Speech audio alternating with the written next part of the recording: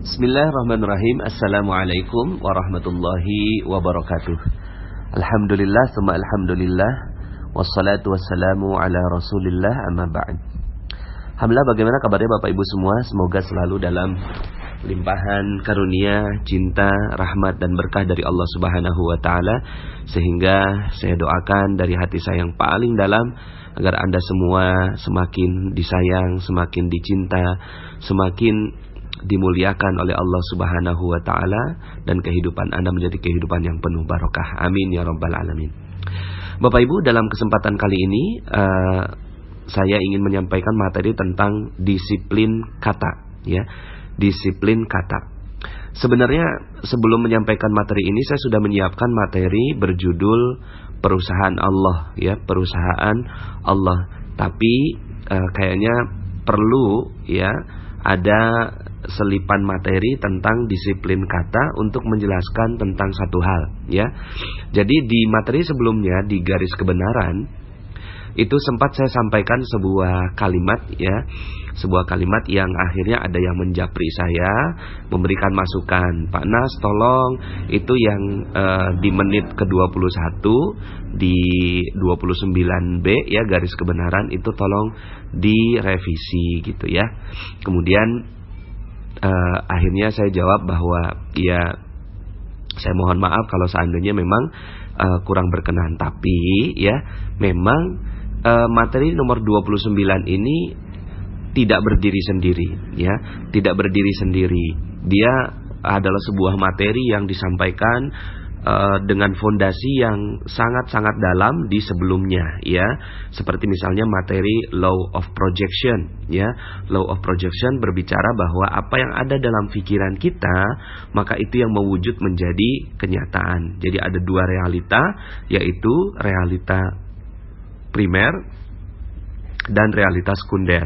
Jadi realita primer kita itu ada di pikiran kita, ya. Apapun yang ada dalam pikiran kita itulah realitas sebenarnya. Sementara yang ada dalam dunia nyata kita itu adalah realita sekunder yang dipengaruhi, ibarat matahari dengan bulan, ya. Matahari itu adalah pikiran kita yang memancarkan energinya, kemudian bulan itu hanya mendapatkan cahaya dari matahari. Nah, otomatis kalau seandainya mataharinya tidak ada, maka bulannya juga tidak ada, begitu, ya, atau gelap begitu, nggak kelihatan.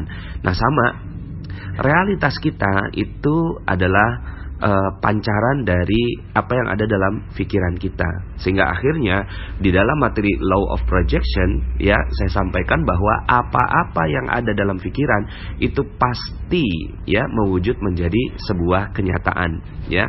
Sehingga akhirnya materi-materi yang berikutnya itu tentang lunas hutang seketika, kemudian menarik piutang, ya, kemudian materi-materi yang lain itu dibangun berdasarkan tesis atau hipotesa terhadap law of projection atau hukum dari proyeksi. Nah, contohnya misalnya ketika saya sampaikan bahwa jalanan macet, ya, ketika Anda berpikir bahwa kita punya pikiran seperti itu, bahwa jalanannya macet, aduh jalanan macet, maka di dalam pikiran kita mataharinya, energinya itu berbicara tentang macet.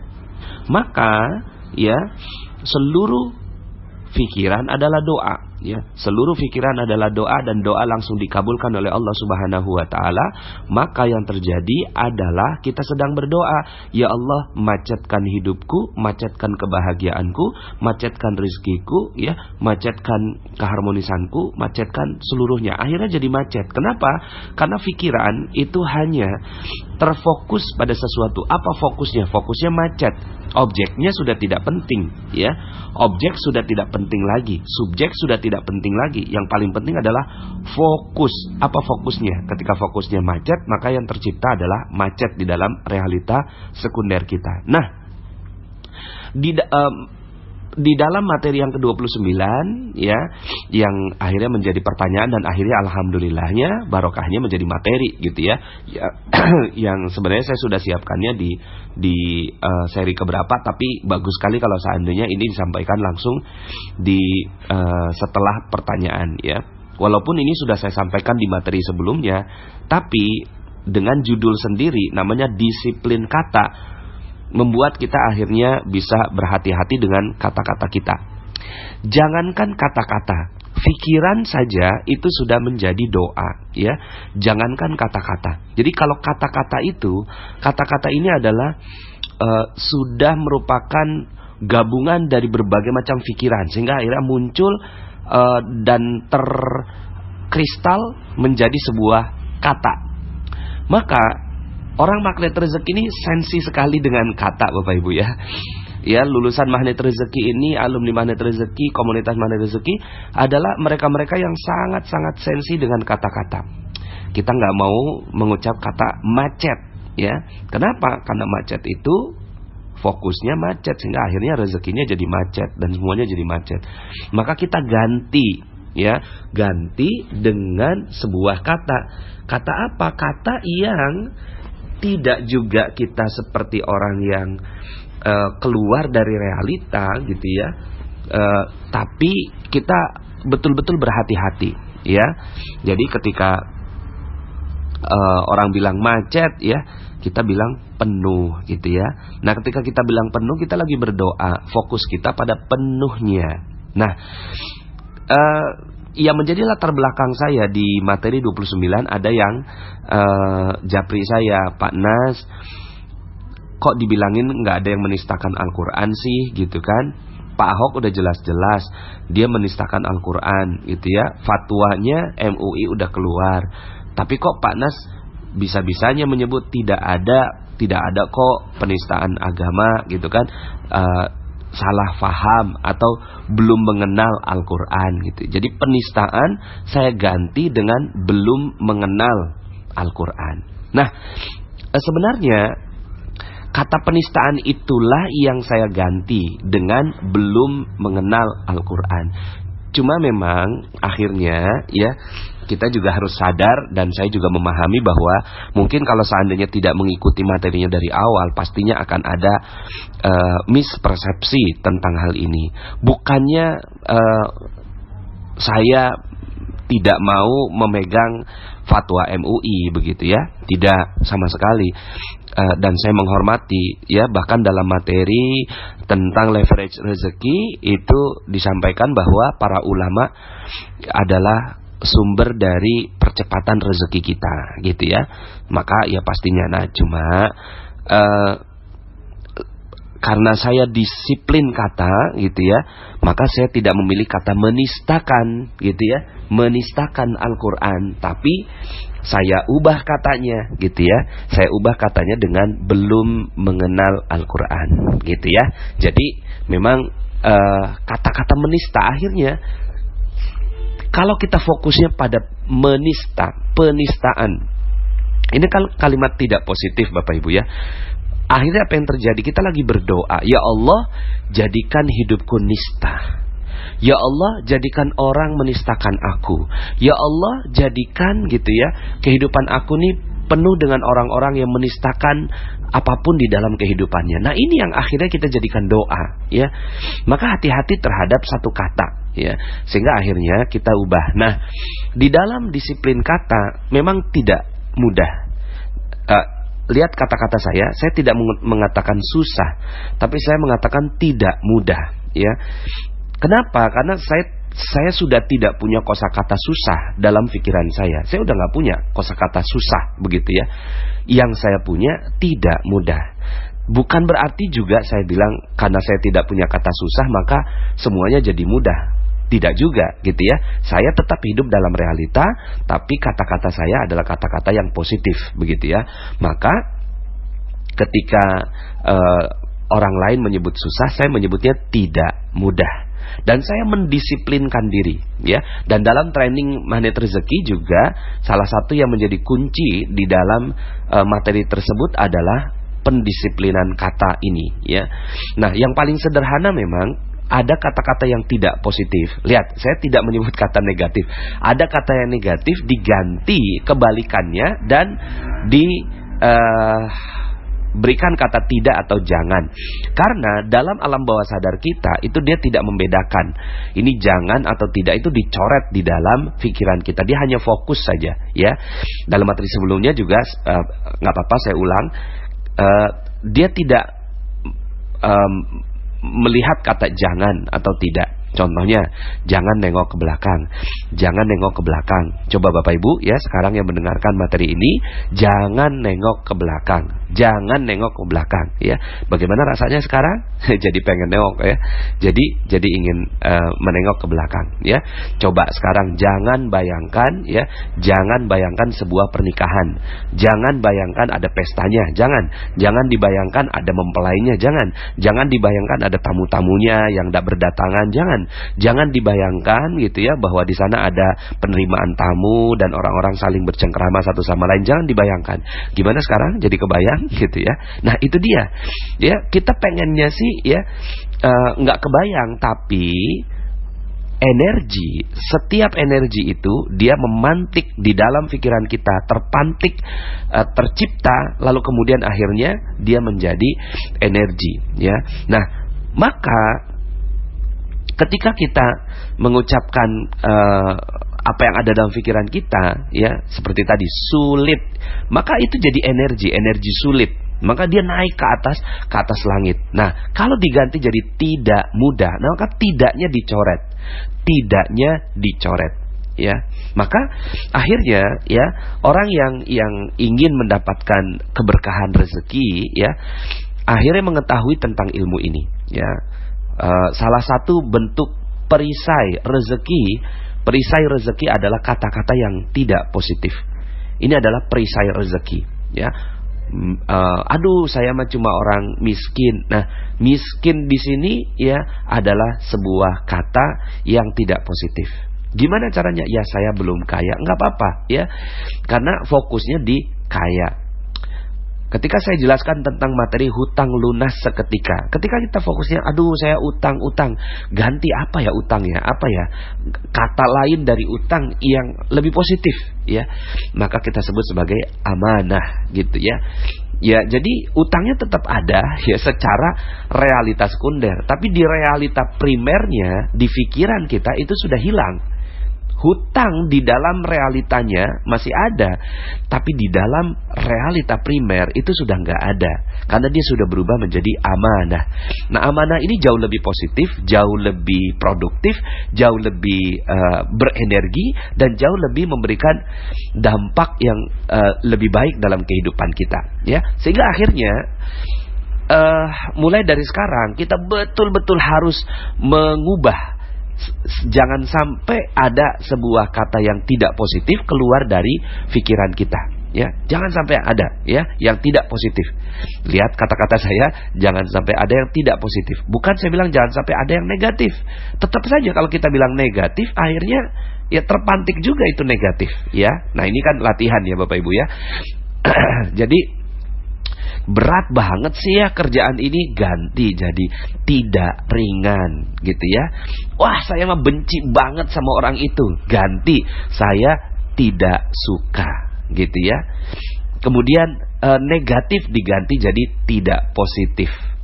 Sakit diganti kurang sehat ya. Kemudian bete, aduh saya mah bete banget gitu ya, ganti dengan kurang nyaman ya. Kemudian sial gitu ya, ganti dengan tidak beruntung atau kurang beruntung atau belum beruntung gitu ya. Nah, sehingga akhirnya kita betul-betul harus mendisiplinkan kata. Mulai dari sekarang kita betul-betul harus sensi sekali dengan kata ya.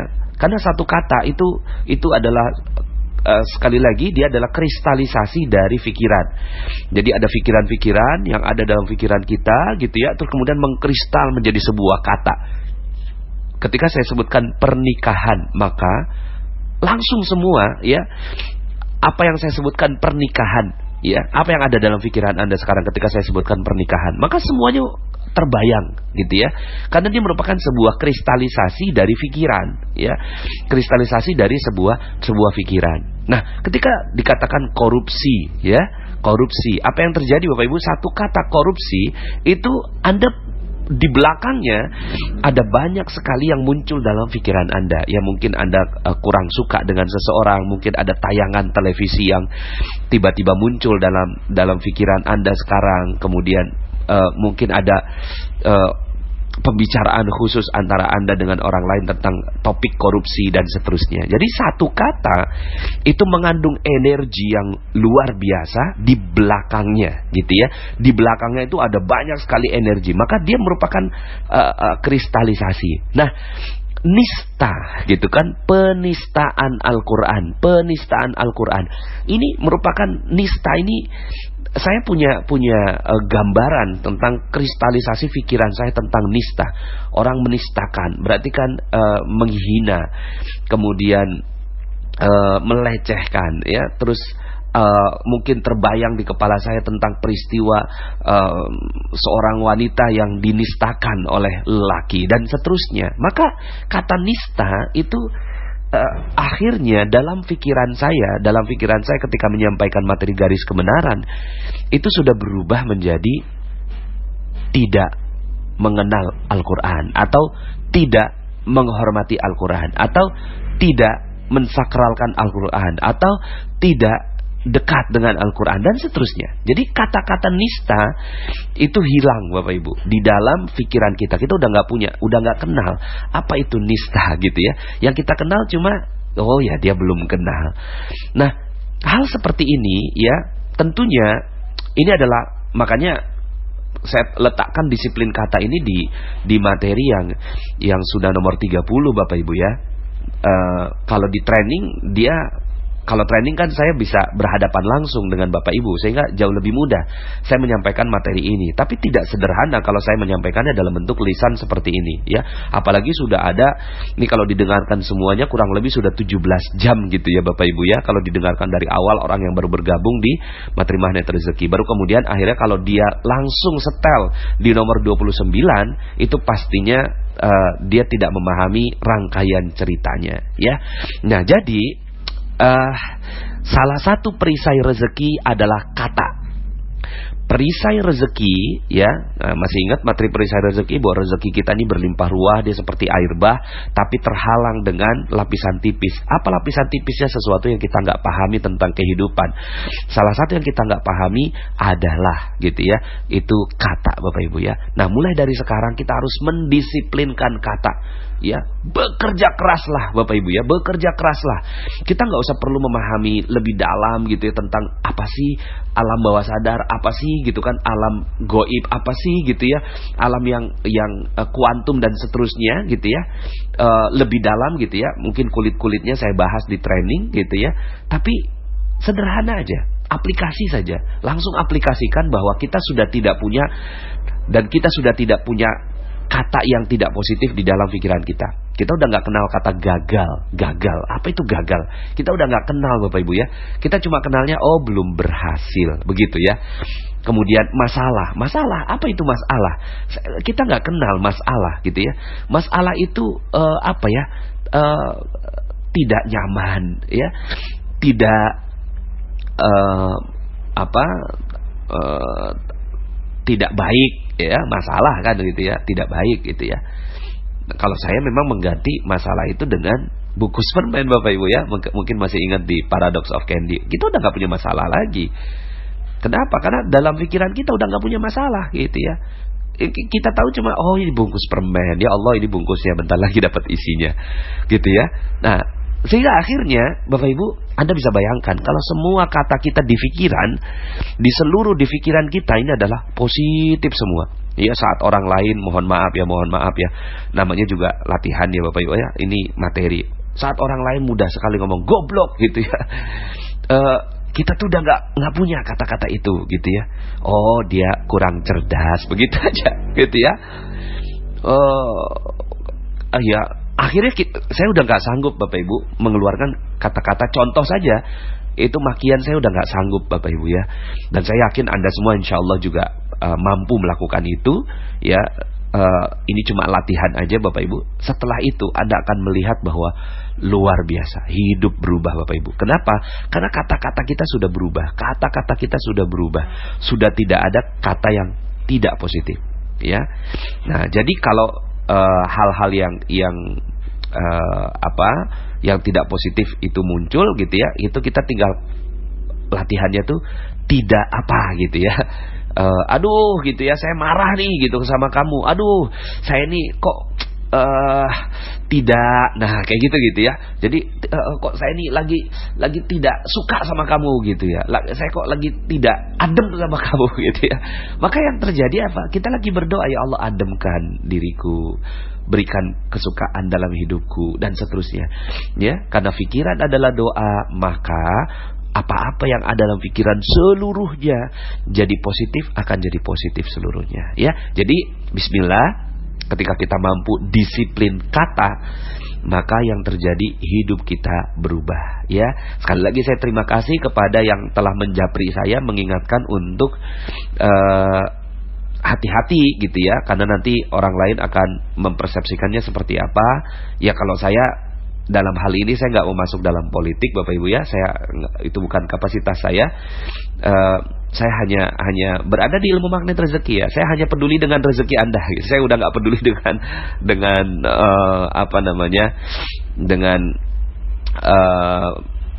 apa bahasanya ya, dengan kehidupan yang ya politik lah begitu ya Bapak Ibu ya. Saya cuma peduli dengan rezeki Anda ya. Saya hanya peduli Anda yang mendengarkan materi ini mendapatkan rezeki berlimpah. Kemudian saya hanya berdoa agar Indonesia menjadi negara yang penuh barokah gitu ya, penuh dengan rezeki berlimpah gitu. Itu yang ada dalam pikiran saya, dan saya tidak ada berpikiran macam-macam, dan saya juga tidak melihat bahwa orang ini berbeda. Semuanya satu. Di dalam dunia kuantum kita satu, sama dan terhubung. Mau dia benderanya merah, putih ya, hijau, kuning, biru, itu semuanya sama di hadapan Allah Subhanahu wa taala. Dan ilmu magnet rezeki ini untuk membuat kita satu, sama dan terhubung Bapak Ibu ya. Jangan biarkan ada satu kendala ya, ada satu topik gitu ya. Nah, saya tadi kendala sempat muncul Bapak Ibu. Nah, kemudian saya rubah dengan satu topik yang berada dalam media kita. Lalu kemudian kita jadi terfokus sekali ya dengan hal tersebut ya. Jadi berlatihlah ya, sama saya juga berlatih. Yuk sama-sama kita fastabiqul khairat, sama-sama kita berlomba-lomba dalam kebaikan gitu ya, berlomba-lomba dalam melatih kata yang ada dalam diri kita ya.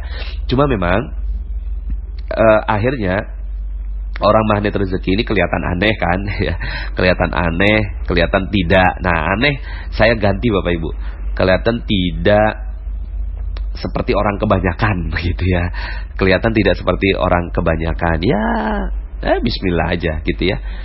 Karena kita mau dapat rezeki yang berlimpah ya. Di dalam Al-Quran itu Allah sebutkan, di dalam syurga itu sudah tidak ada kalimat yang tidak positif, seluruhnya positif. Illa qilan salaman salama ya. Tidak ada kata yang terucap di syurga illa qilan salaman salama, kecuali semuanya hanya mengucapkan salaman salama, positif demi positif ya. Akhirnya Bapak Ibu, ketika kita mau gaya hidupnya seperti di surga ya, di surga semua yang dimau ada, rezeki berlimpah ruah. Ya udah, kita tinggal hidup gaya di surga Bapak Ibu. Di dunia kita gaya hidupnya gaya hidup di surga. Seluruh kata-kata kita yang keluar di dalam kehidupan kita hanya yang positif saja ya. If you change your word, you change your world ya. If you change your word, you change your world. Kalau Anda merubah kata Anda, maka Anda akan merubah dunia Anda ya. Nah, kemudian terakhir, kok di dalam Al-Quran banyak kata-kata yang tidak positif Pak Nas gitu ya, seperti mengancam masuk neraka, orang kafir dan seterusnya. Nah Bapak Ibu, seperti yang saya sampaikan dalam materi cermin ajaib, bahwa itu adalah cermin ya. Ketika kita lihat cermin, apakah semuanya bagus? Ketika kita membuka misalnya kita cemong-cemong ya Bapak Ibu ya, mukanya lagi tidak rapih begitu ya, rambut jatuh begitu ya, terus kemudian nggak tersisir ya, kemudian ada kusut-kusut begitu ya. Nah, kemudian ketika kita bercermin, apa yang kita lihat di sana? Yang kita lihat adalah ya wajah yang tidak rapi Bapak Ibu. Maka fungsinya cermin adalah untuk membuat kita jauh lebih baik lagi. Nah, Al-Qur'an ya fungsinya untuk membuat kita menjadikan itu sebagai cermin.